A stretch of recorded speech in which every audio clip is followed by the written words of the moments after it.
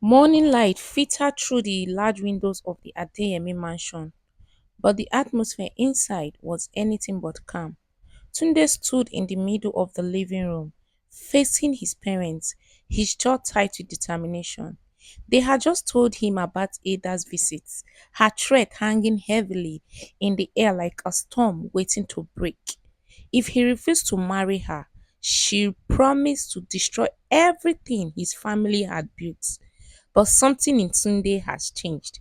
For the first time, he was no longer afraid of losing power, status, or business alliance.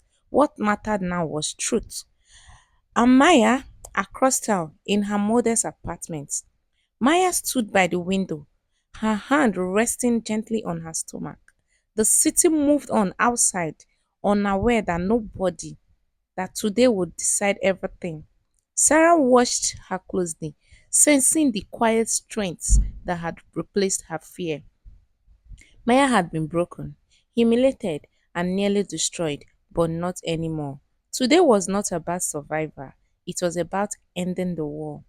The boardroom was filled with tension as executives took their seats, unaware that they were about to witness the downfall of one of their own.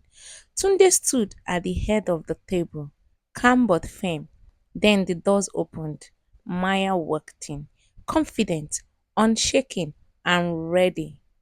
Across the room, Ada sat with a faint smirk, convinced she was still in control. She had no idea.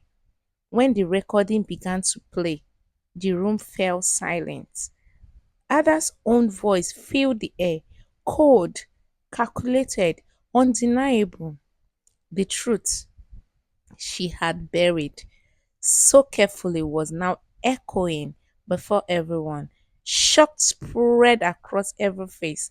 Then came the second recording, this time darker, more dangerous.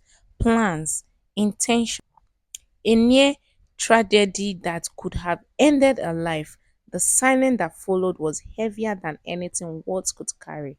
Ada's composure cracked. For the first time, fear replaced her confidence. She tried to deny it, to twist the truth, to escape the consequences, but it was too late. The evidence was undeniable. Everything she had done, every lie, every manipulation, every attempt to destroy Maya stood exposed, and this time there was no way out. Security stepped in. Her voice, once powerful and commanding, now echoed with desperation as she was dragged out of the room.